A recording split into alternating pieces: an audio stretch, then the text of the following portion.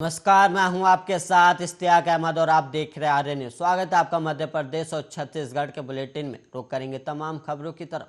बरसात की वजह से धान खरीदी बंद से चिंता में पड़े किसानों को मुख्यमंत्री भूपेश बघेल ने बड़ा भरोसा दिया और मुख्यमंत्री ने कहा कि बीते कुछ दिनों से मौसम ठीक न होने की वजह से राज्य में समर्थन मूल्य पर धान खरीदी की स्थिति प्रभावित हुई है और इसको लेकर किसानों को चिंता करने की जरूरत नहीं है।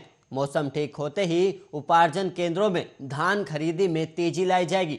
वहीं मुख्यमंत्री भूपेश बघेल ने कहा कि राज्य में सभी पंजीकृत किसानों से धान की खरीदारी की जाएगी और उन्होंने ये भी कहा कि राज्य में धान खरीदी की अंतिम तारीख 31 जनवरी है और सरकार की ये कोशिश होगी कि इस अवधि में 100% किसानों से उनके पंजीकृत रकबे के धान की खरीदी समर्थन मूल्य पर पूरी कर ली जाए। और उन्होंने कहा कि आवश्यकता पड़ने पर किसानों के सहूलियत के लिए धान खरीदी के लिए निर्धारित अवधि में वृद्धि करने का विचार भी किया जाएगा।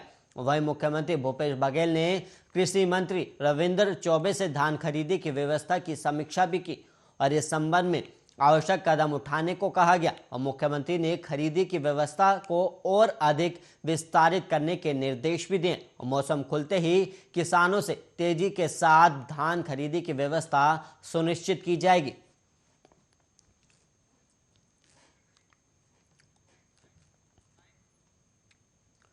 और वहीं मध्य प्रदेश के सभी स्कूल 31 जनवरी तक बंद रहेंगे और कोरोना के हालात की समीक्षा के लिए मुख्यमंत्री शिवराज सिंह चौहान के साथ हुई क्राइसिस मैनेजमेंट कमेटियों की वर्चुअल बैठक में यह फैसला लिया गया। और वहीं कोरोना की तीसरी लहर से बच्चों को बचाने के लिए सरकार ने यह बड़ा ऐलान किया है और सीएम ने कहा कि वर्तमान परिस्थिति में तेजी से आंकड़े बढ़ते जा रहे हैं और ऐसी स्थिति में 15 जनवरी से 31 जनवरी तक 2022 तक कक्षाएं 1 से लेकर कक्षा 12वीं तक के सभी स्कूल बंद रहेंगे। और वहीं 20 जनवरी 2022 से होने वाली प्री बोर्ड की परीक्षा ऑफलाइन नहीं होगी और अब प्री बोर्ड की परीक्षा ऑफलाइन माध्यम से ना होकर टेक होम परीक्षा के माध्यम से होगी। और वहीं प्रश्न पत्र घर पर हल करना होगा और इसके साथ हल किए प्रश्न पत्र स्कूल में भेजने होंगे और इस दौरान कोविड-19 प्रोटोकॉल का पालन अनिवार्य रूप से सुनिश्चित किया जाए। और वहीं सभी शैक्षणिक और गैर शैक्षणिक स्टाफ विद्यालयों में प्रत्येक कार्य दिवसों में नियमित रूप से उपस्थित रहेंगे।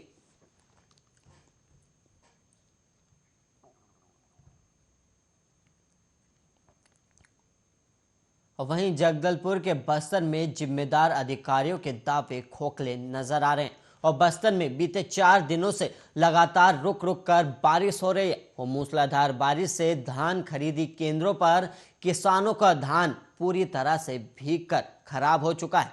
और वहीं धान खरीदी केंद्र पहुंची और इस दौरान देखा गया कि धान खरीदी केंद्रों पर बारिश से बचाने के लिए पर्याप्त सुविधा उपलब्ध नहीं है और बस्तर में बीते 4 दिनों से रुक रुक कर मूसलाधार बारिश हो रही है जिससे कड़ाके की ठंड भी बस्तर में पड़ रही है और बस्तर में 1 दिसंबर से धान खरीदी की जा रही है। और वहीं धान को बचाने के लिए लगातार जिला प्रशासन धान खरीदी केंद्र में पर्याप्त मात्रा में त्रिपाल की व्यवस्था करने की बात कर रही थी और साथ ही बस्तर दौरे में रहे मंत्री कवासी लखमा ने भी बेमौसम बारिश से धान को बचाने के लिए निर्देश जारी करते हुए धान खरीदी केंद्र में पर्याप्त संसाधन पहुंचाने की बात कही थी। और वहीं बस्तर जिले के दरबा के चिंगलपाल खरीदी केंद्र पर पहुंचे तो देखा कि धान भीगा नजर आया जिससे ये स्पष्ट होता है कि इस बेमौसम बारिश से खरीदी केंद्रों में सैकड़ों क्विंटल धान भीग कर खराब हो चुके हैं और धान खरीदी केंद्र प्रभारी का कहना है कि सही समय में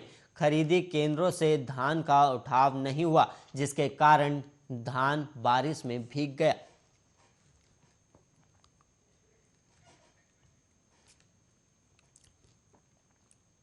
और वहीं रीवा जने थाना क्षेत्र अंतर्गत 3 महीने पूर्व 3 साल की मासूम बच्ची के साथ दुष्कर्म किए जाने का मामला सामने आया था और इसके बाद मामले की गंभीरता को देखते हुए पुलिस ने तुरंत ही आरोपी को गिरफ्तार कर न्यायालय में पेश किया। और वहीं गुरुवार को त्युंथर तहसील न्यायालय में आरोपी को आजीवन कारावास की सजा सुनाई गई और वहीं जने थाना क्षेत्र अंतर्गत अपने माता पिता के साथ सो रही 3 साल की मासूम बच्ची के साथ दुष्कर्म किए जाने के मामले में तहसील न्यायालय में आरोपी को आजीवन कारावास की सजा सुनाई गई और घटना के 3 महीने के भीतर ही न्यायालय ने आरोपी को सजा सुना दी। और वहीं अभियोजन अधिकारी धीरज कुमार की माने तो वर्तमान में आरोपी की उम्र महज 19 साल है और अब उसका शेष बचा जीवन जेल की काल कोठरी में बीतेगा। और वहीं माता पिता के साथ सो रही 3 साल की मासूम बच्ची को पड़ोस में रहने वाले युवक उठाकर अपने साथ ले गया और आरोपी ने बच्ची के साथ दुष्कर्म की घटना को अंजाम दिया। और इसके बाद मामले की जानकारी लगते ही बच्ची के परिजनों ने घटना की शिकायत थाने में दर्ज कराई और तब पुलिस की टीम ने तत्परता दिखाते हुए आरोपी युवक को गिरफ्तार कर लिया था। और इस पर अब घटना के 3 महीने के भीतर ही न्यायालय के द्वारा आरोपी को आजीवन कारावास की सजा सुनाई गई है।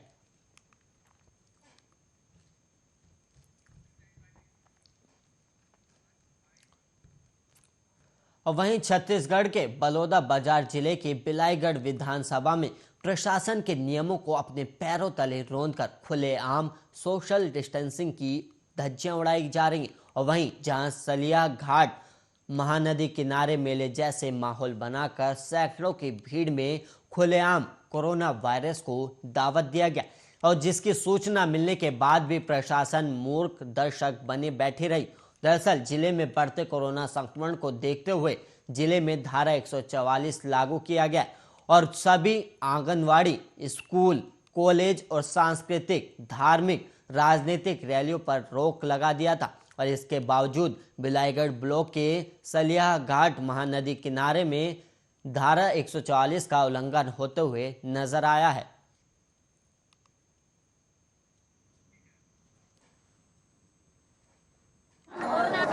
चंद्रशेखर हिरवानी। अच्छा, यहाँ आप भीड़ देख रहे हैं, कोरोना का भी खतरा है, ऐसे में आप लोग यहाँ पहुँचे हैं, क्या कहना चाहेंगे? मास्क पहन कर आए हैं लगभग यहाँ पर और भीड़ काफ़ी है इस साल, बहुत ज़्यादा है। जगह का नाम क्या है? सलिया घाट। अच्छा, दुकानें वगैरह कैसे लगे हैं, क्या है?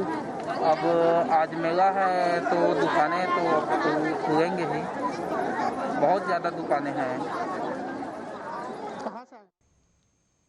और वहीं एक और छत्तीसगढ़ से खबर सामने आई जहां पर कोरोना में लापरवाही देखने को मिल रही है और कोरोना पर जहां स्वास्थ्य विभाग द्वारा कोरोना पॉजिटिव मरीजों की 6 घंटे भीतर जानकारी जुटानी थी, लेकिन कॉन्टैक्ट ट्रेसिंग कार्य में लापरवाही के कारण बर्ताव नोटिस थमाया है। और इसके अलावा आपको बता दें कि छत्तीसगढ़ शासन सामान्य प्रशासन विभाग और स्वास्थ्य विभाग द्वारा समय समय पर जारी निर्देश अनुसार कॉन्टैक्ट का कार्य जल्द ही किसी भी दिशा में कोरोना पॉजिटिव मरीजों की जानकारी होने के 6 घंटे के अंदर पूर्ण करने के साथ क्वारंटीन और सैंपलिंग की जानी है। जहां कार्यालय के आदेश के माध्यम से इन कर्मचारियों की ड्यूटी कॉन्टैक्ट ट्रेसिंग और अन्य अनुषांगिक कार्य के लिए लगाई गई थी, लेकिन इनके द्वारा संदर्भित आदेश के जानकारी पश्चात भी न्यू सर्किट हाउस रायपुर स्थित ऑडिटोरियम में उपस्थित नहीं दी गई और न ही सौंपे गए दायित्वों का निर्वहन किया गया, जिसके चलते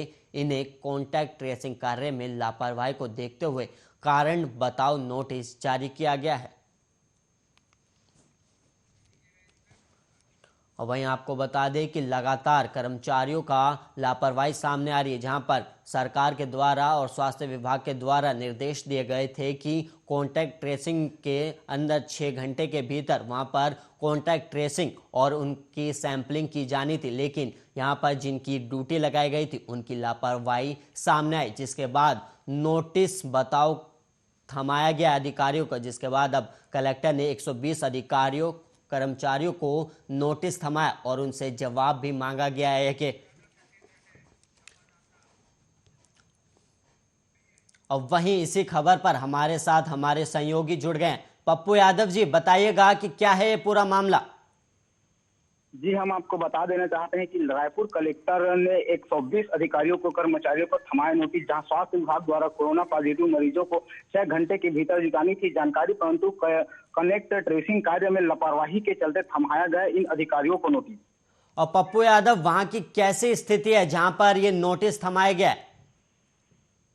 जी, हम आपको बता देना चाहते हैं कि छत्तीसगढ़ शासन सामान्य प्रशासन विभाग एवं स्वास्थ्य विभाग द्वारा समय समय पर जारी निर्देश अनुसार कॉन्टैक्ट कार्य अति शीघ्र किसी भी दशा में कोरोना पॉजिटिव मरीजों की जानकारी होने के 6 घंटे के भीतर पूर्ण करने की साथ क्वारंटाइन सैंपलिंग की जानी है, जहां कार्यालय के आदेश के माध्यम से इन कर्मचारियों की ड्यूटी कॉन्टैक्ट ट्रेसिंग एवं अन्य अनुशासनिक कार्य हेतु लगाई गई थी, किंतु इनके द्वारा संदर्भित आदेश के जानकारी पश्चात भी न्यू सर्किट हाउस रायपुर स्थिति ऑडिटोरियम के उपस्थित नहीं हो गई, न सौंपे गए दायित्वों का निर्वहन किया गया, जिसके चलते इन्हें कॉन्टैक्ट ट्रेसिंग कार्य में लापरवाही को देखते हुए कारण बताओ नोटिस जारी किया गया है।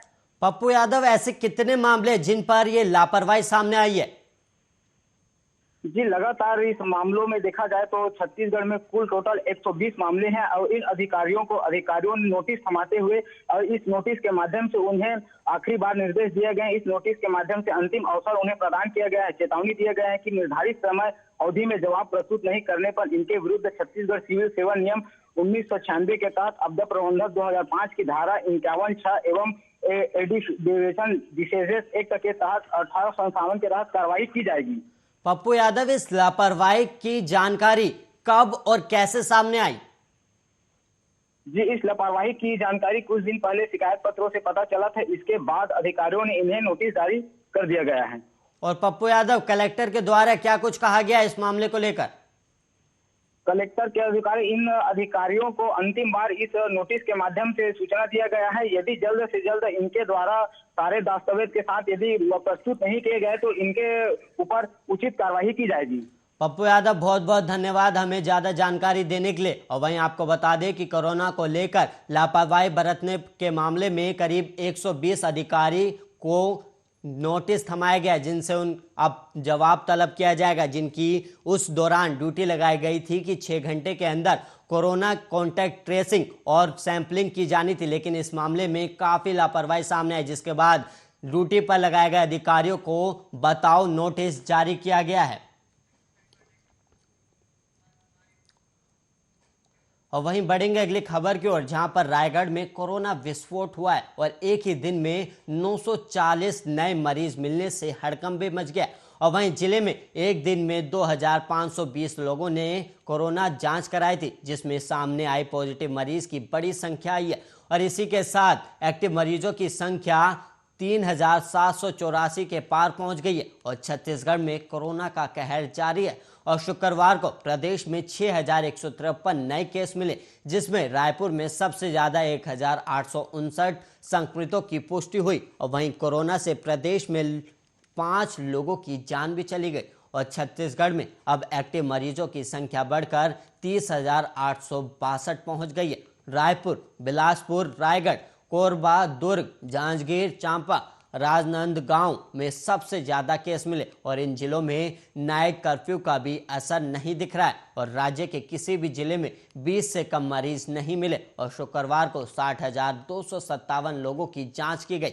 और राज्य में पॉजिटिविटी दर 9.91% से बढ़कर 10.21% पहुंच गई है। और कोरोना संक्रमण से रायपुर में 1, दुर्ग में 1, धमतरी में 1, कोरबा में 1 और वहीं जांजगीर चांपा में 1 की मौत हुई है। और वहीं अस्पतालों से 191 लोग डिस्चार्ज भी हुए हैं। तो वहीं 3886 लोगों ने होम आइसोलेशन पूरा किया। और वहीं संक्रमितों की बढ़ती संख्या ने स्वास्थ्य विभाग की चिंता भी बढ़ा दी। और इधर सीएम भूपेश बघेल ने प्रदेशवासियों से कहा है कि कोरोना से बचाव के लिए जारी गाइडलाइंस का पालन करें और सावधानी भी बरतें।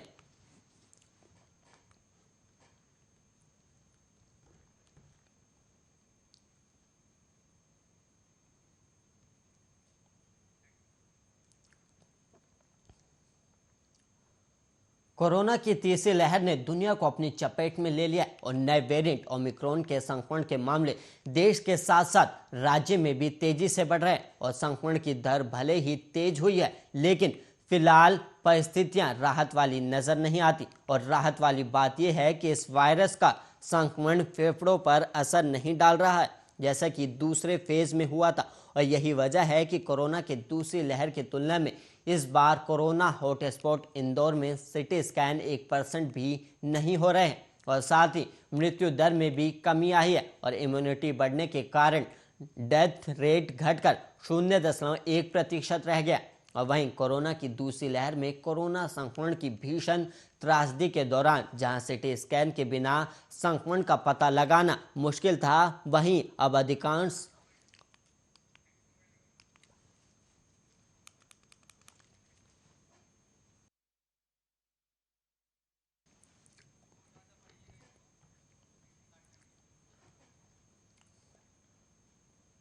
बिलासपुर में रेलवे मंडल में फिर एक बार अधिसंरचना का काम किया जाएगा और इसके लिए दक्षिण पूर्व मध्य रेलवे के बिलासपुर मंडल के खरसिया रॉबर्टसन सेक्शन में चौथी लाइन कनेक्टिविटी का काम 16 जनवरी से 24 जनवरी तक किया जाएगा और इस काम के चलते गाड़ियों के परिचालन प्रभावित भी होगा और 16 से 24 जनवरी तक रेल से यात्रा करने वालों को फिर एक बार परेशानियों का सामना करना पड़ेगा और रेल प्रशासन रायगढ़ जिले के खरसिया रॉबर्टसन के बीच कनेक्टिविटी का काम शुरू करने जा रही है और इस काम से कई गाड़ियां प्रभावित होंगी और इससे यात्रा करने वालों को परेशानियां भी उठानी पड़ सकती है और वहीं इस काम में कुछ यात्री गाड़ियों का परिचालन प्रभावित रहेगा। रेलवे ने कई ट्रेनों के परिचालन को भी रद्द कर दिया है।